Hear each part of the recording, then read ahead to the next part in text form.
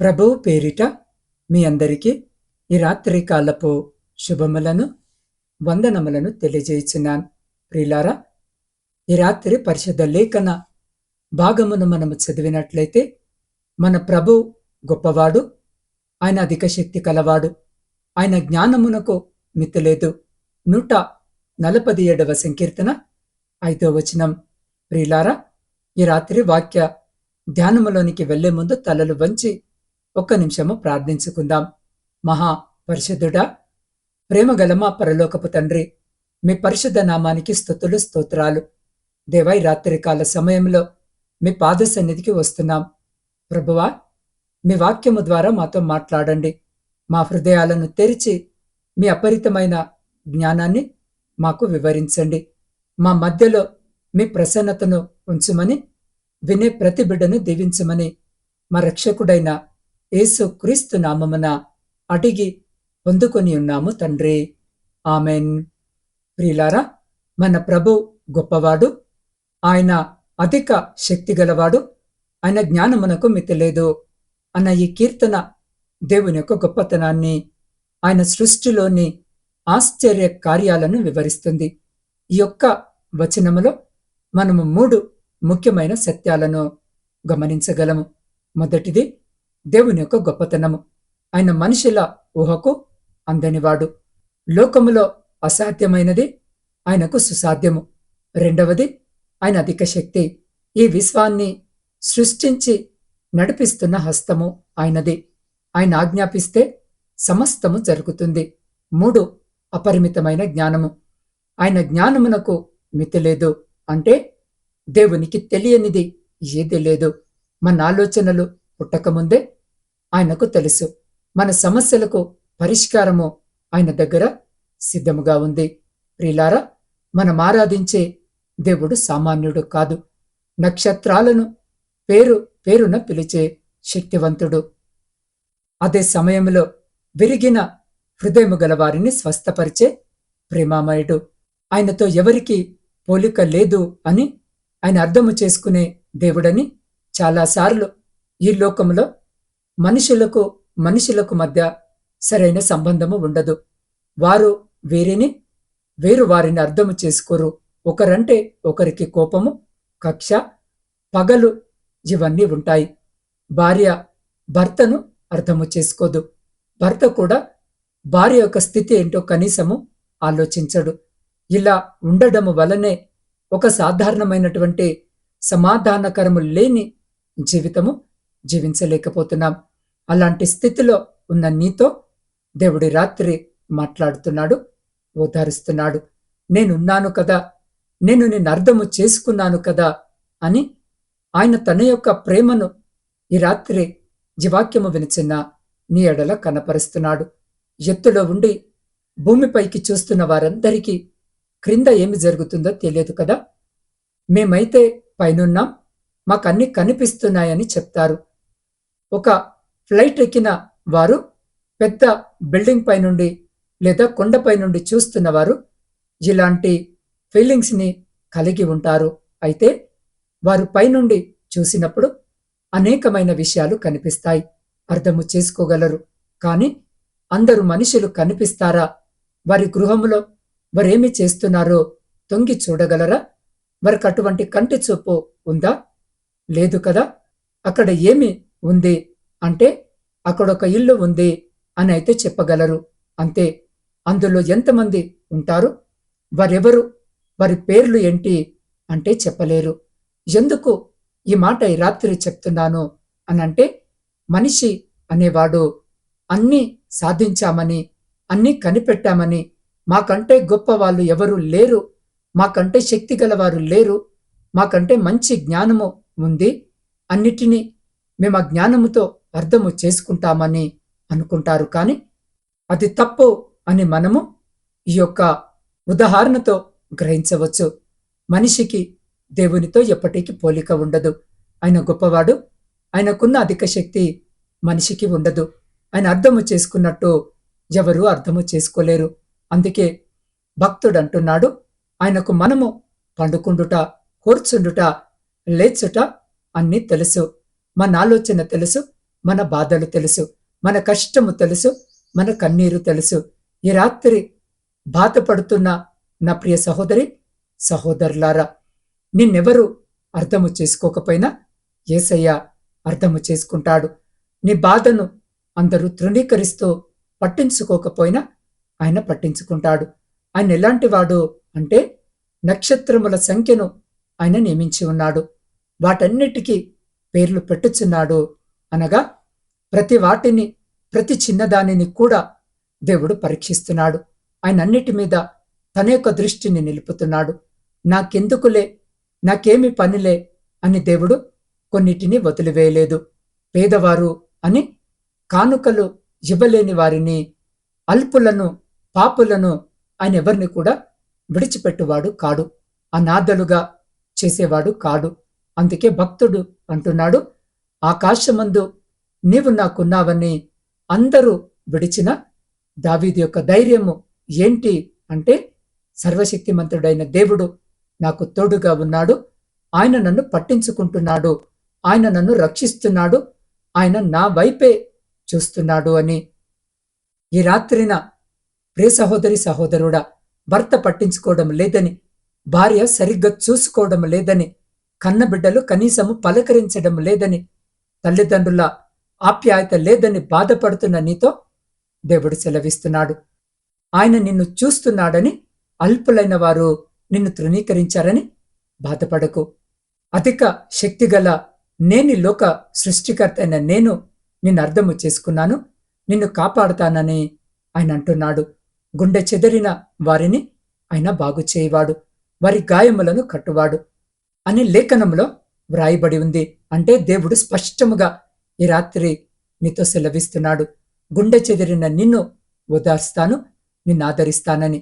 కాబట్టి రే సహోదరి సహోదరుడా, నిన్ను అర్థము చేసుకునే గొప్ప దేవుడు నీకున్నాడని నువ్వు ఆయనను స్తుతించు. నిన్ను బాధ పెట్టే వారి వలె ఆయన ఉండడు, నిన్ను కృంగదీసే వారి వలె ఆయన ఉండడు, నీకు సహాయము చేయని వాని వలె ఆయన ఉండడు. నా వలన కాదు, నాకు శక్తి లేదు అనే మాటలు ఆయన ఎప్పుడు చెప్పడు. ఆయన అధిక శక్తిగల దేవుడు అని వాక్యము సెలవిస్తుంది. నిన్ను ఆయన పోషించగలడు, నిన్ను ఆయన రక్షించగలడు, నీకున్న బలహీనతల నుండి ఆయన నిన్ను విడిపించగలడు. మనుషులకున్న శక్తితో ఆయన శక్తిని ఎన్నటికీ పోల్చలేదు. ఆయన నిన్ను అన్ని విషయాలలో, అన్ని సమయాలలో, అన్ని సందర్భాలలో ఆదుకునే ఆయన జ్ఞానము చేత అర్థము చేసుకునేటటువంటి దేవుడని నువ్వు గ్రహించి విశ్వాసముతో, సమాధానముతో, సంతోషముగా జీవించు. ప్రియ సహోదరి సహోదరుడా, ఈ రాత్రి జీవాక్యము వినిచిన్న మీరు ఏ పరిస్థితిలో ఉన్నారో నాకు తెలియదు, కానీ మిమ్మల్ని సృష్టించిన దేవునికి అంత తెలుసు. మీరు బలహీనముగా ఉన్నారా? ఆయన అధిక శక్తి గలవాడు, మీకు బలాన్నిస్తాడు. ఏ నిర్ణయము తీసుకోవాలో తెలియక అయోమయంలో ఉన్నారా? ఆయన జ్ఞానమునకు మితిలేదు. ఆయన మీకు మార్గదర్శిగా ఉంటాడు. మీ సమస్య చాలా పెద్దదని భయపడుతున్నారా? గుర్తుంచుకోండి, మన ప్రభు గొప్పవాడు. మీ జీవిత భారాలను ఆయన మీద వేయడానికి మీరు సిద్ధముగా ఉన్నారా? ప్రభువా, నా జ్ఞానము సరిపోదు, నీ జ్ఞానముతో నన్ను నడిపించు అని అడుగుతారా? మీ హృదయాలను ఆయనకు అప్పగించండి. ఆయన మిమ్మల్ని ఎన్నడూ చేయి విడిచేవాడు కాదు. కాబట్టి ప్రియ సహోదరి సహోదరుడా, ఈ రాత్రి జీవాక్యము వినిచిన మీరు ఉన్న స్థితిలోనే తలలు వంచి కళ్ళు మూసుకొని నాతో పాటు ప్రార్థనలో ఏకీభవించండి.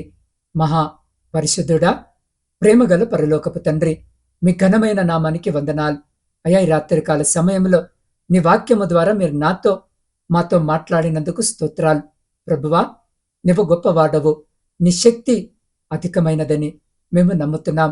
మా జీవితాల్లో మేము ఎదుర్కొంటున్న కష్టాలు, సవాళ్ల కంటే నువ్వు చాలా గొప్పవాడివి తండ్రి. లోక జ్ఞానము మమ్మలను తప్పుదోవ పట్టించవచ్చు, కానీ మితిలేని నీ జ్ఞానము మాకు తోడుగా ఉంటే మేమే దారిలో నడవాలో మాకు తెలుస్తుంది. అయ్యా, ఈ రాత్రి ఈ ప్రార్థనలో ఏకీభవిస్తున్న ప్రతి బిడ్డను మీరు దీవించండి. ఎవరైతే బలహీనముగా ఉన్నారో వారికి నీ శక్తిని అనుగ్రహించండి. ఎవరైతే దిక్కు తోచని స్థితిలో ఉన్నారో వారికి నీ జ్ఞానముతో మార్గము చూపించండి. భయముతో ఆందోళనతో ఉన్న హృదయాలకు నీ శాంతిని ప్రసాదించండి. అయ్యా, ఈ రాత్రి ఈ వాక్యము మేము విని మా పడకలకు వెలుచుండగా మీ కృప మాకు తోడుగా ఉంచండి. మమ్మల్ని రెక్కల చాటున భద్రపరచమని నీ పాద సన్నిధిలో వేడుకొనిచున్నాం. దివాయి రాత్రి ప్రయాణాలు చేస్తున్న ప్రతి బిడ్డ ప్రయాణమును జ్ఞాపకము చేసుకుని క్షేమకరమైన ప్రయాణము దయచేయండి. వ్యవసాయదారులను జ్ఞాపకము చేసుకోండి. వారు చేస్తున్న పనంతటిని ఆశీర్వదించండి. ఉద్యోగము లేని ప్రతి బిడ్డకు ఉద్యోగము దయచేయండి. ప్రాముఖ్యంగా విద్యార్థుల కొరకు ప్రార్థిస్తున్నాం. బిడ్డలు పరీక్షల కొరకు సిద్ధపడుతూ ఉండగా, పరీక్షలు రాస్తూ ఉండగా బిడ్డలతో మీరుండండి. అయ్యా, గడిచిన సంవత్సర కాలమంతా బిడ్డలు కష్టపడి చదివిన ప్రతి అంశమును పరీక్షలలో సరైన విధముగా వ్రాసి విజయము పొందుకొనుటకు కృప చూపండి. బిడ్డలతో పాటు పరీక్షా హాల్లో మీరుండండి. మొదటి ప్రశ్న మొదలుకొని చివరి ప్రశ్న వరకు నా తండ్రి ఆలోచన కలిగి వారు చదివిందంతా కూడా జ్ఞాప్తికి తెచ్చుకొని సరైన విధముగా పరీక్షా పత్రములో వ్రాయుటకు మీ కృప చూపి అయా శ్రేష్టమైనటువంటి ఫలితాలను బిడ్డకు దయచేయమని వేడుకొనిచున్నాం. ఈ సమయమంతా బిడ్డలకు మంచి ఆరోగ్యాన్ని కూడా దయచేసి కుడికి గాని ఎడమకు గాని తొలగిపోకుండా బిడ్డలను మీరే చేపట్టి ముందుకు నడిపించమని వేడుకుంటున్నాం. దేవా, రాత్రి ప్రాముఖ్యంగా గర్భఫలములు లేని ప్రతి బిడ్డ కొరకు ప్రార్థిస్తున్నాం. బిడ్డల గర్భాన్ని ముట్టండి, గర్భఫలము దయచేయండి. ఆర్థిక సమస్యలు అప్పుల భారముతో నలిగిన స్థితిలో కన్నీరు కారుస్తున్న ప్రతి బిడ్డ జీవితంలో నుండి, కుటుంబంలో నుండి ప్రతి ఆర్థిక లేమిని కొట్టిమేయండి. ప్రతి అప్పుల భారమును తొలగించి కుటుంబంలో ఆర్థిక సమృద్ధిని కలిగించమని వేడుకొనిచున్నాం. సైన్యములో ఉండి దేశాన్ని కాపాడుతున్న ప్రతి సైనికుని జ్ఞాపకము చేసుకోండి. బిడ్డలకు తోడుండండి. వారి చుట్టూ మీ అగ్ని కంచె వేసి ప్రతి శత్రు, ప్రతి అపాయం నుంచి మీరు బిడ్డల్ని కాపాడి వారిని, వారి కుటుంబాలను మీ బలమైన రెక్కల చాటున భద్రపరచమని వేడుకొంచున్నాం. దేవ, కుటుంబ పోషణకై కుటుంబాలను వదిలి పరాయి దేశములో ఇదిగో నా తండ్రి పనులు చేసుకుంటున్న ప్రతి బిడ్డను జ్ఞాపకం చేసుకోండి. అయ్యా, బిడ్డలు పడుతున్న కష్టాన్ని చూస్తున్న దేవుడవు అంటున్నావు. బిడ్డలు పడుతున్నటువంటి వేదనను చూస్తున్న దేవుడవు అంటున్నావు. అయ్యా, వారి పై అధికారులు, వారి యజమానులు వారి పట్ల దయ కలిగి ఉండులాగున కృప చెప్పండి. వారి యజమానులతో, అధికారులతో మీరు మాట్లాడండి తండ్రి. వారున్న చోట నీకు వారు సాక్షికరమైన బిడ్డలుగా ఉండుటకు కృప చూపండి. అనేక మంది బిడ్డలు నా తండ్రి ఆయా దేశాల్లో ఉండి నా తండ్రి స్వేచ్ఛగా ఆయా దేశాల్లో పని చేసుకున్నటకు కావలసిన అనుమతులు లేక బిడ్డలు ఇబ్బంది పడుతూ ఉండగా బిడ్డలను జ్ఞాపకం చేసుకోండి తండ్రి. అయ్యా, వారికి కావలసిన అకామాలు నా తండ్రి వారికి వచ్చేలాగున కృప చూపండి. వారి కుటుంబాలను కూడా జ్ఞాపకం చేసుకోండి. బిడ్డలను మీరు మీ కృపలో భద్రపరచమని వేడుకొంచున్నాం. మీ సేవకుల కొరకును సేవకురాండ్రు వారి కుటుంబాలు వారి పరిచర్య అంతటిని రాత్రి మీ పాద సన్నిధిలో పెడుతూ ఉండగా బిడ్డలను జ్ఞాపకము చేసుకుని దీవించండి, ఆశీర్వదించండి. ఏ ప్రాంతంలో మీ సువార్త పరిచర్య అందింపబడుట లేదో ఆయా ప్రాంతాలకు నీ బిడ్డలను బలపరిచి నడిపించి ఆ చోట మీ రక్షణ సువార్త అందించబడి అనేకుల మీ రక్షణ మార్గములో నడిచే కృపను దయచేయమని వేడుకొంచున్నాం. ఈ రాత్రి వృద్ధుల కొరకును, వితంతుల కొరకును, శ్రమలను అనుభవిస్తున్న బిడ్డల కొరకు ప్రార్థిస్తున్నాం. ఒంటరి జీవితాన్ని గడుపుతున్న బిడ్డల కొరకు ప్రార్థిస్తున్నాం. బిడ్డలతో మీరుండండి, బిడ్డలతో మాట్లాడండి, ధైర్యపరచండి, ఓదార్చండి. అయా, ఆ రీతిగానే నా తండ్రి సొంత గృహాల కొరకు ఆశ కలిగి మీ వైపు చూస్తున్న ప్రతి బిడ్డ కోరికను తీర్చండి. వివాహాల కొరకు సిద్ధపడుతున్న, వివాహాలు జరగక సరైన సంబంధాలు రాక బిడ్డలు బాధతో కన్నీటితో మీ వైపు చూస్తుండగా ప్రతి బిడ్డకు కావలసిన సహాయము మీరు దయచేయమని వేడుకొనిచున్నాం. దేవ, ప్రపంచంలో శాంతిని, సమాధానాన్ని కలిగించి విడిపోయిన విచ్ఛిన్నమైన ప్రతి కుటుంబాన్ని తిరిగి కట్టుమని వేడుకొనిచున్నాం. ప్రాముఖ్యంగా నా ఆత్మీయ కుటుంబ సభ్యులందరినీ రాత్రి మీ పరిశుద్ధ పాదాల చెంతకు తీసుకొని వస్తుండగా వారి ప్రతి మొరను మీరు ఆలకించి అంగీకరించి వారి ప్రతి న్యాయమైన కోరికకు మీరు రాత్రి సమాధానము దయచేయమని వేడుకొనిచున్నాం. దేవా, ఈ గాఢాంధకారమైన చీకటిలో మేము నిద్రిస్తూ ఉండగా మా గృహాల చుట్టూను, మా ఆత్మీయుల గృహాల చుట్టూను, మా ఇరుగు పొరుగు వారి గృహాల చుట్టూను మీ అగ్ని కంచె వేసి ప్రతి బిడ్డను మీ దేవదూతల రెక్కల చాటున భద్రపరిచి ప్రతి అంధకార సంబంధమైన శక్తులన్నిటి నుండి మీరు సంరక్షించి కాపాడి మీ చిత్తమైతే మీరు అక్కడ ఆలస్యమైతే ఎన్నిక లేని మమ్మలను మరొక శ్రేష్టమైన నూతన దినములోనికి ప్రవేశింపజేయమని మా రక్షకుడును మీ ప్రియకుమారుడైన యేసు క్రీస్తు శక్తి కలిగిన నామమున ప్రార్థించి స్తుతించి అడిగి పొందుకొని ఉన్నాము తండ్రి. ఆమెన్.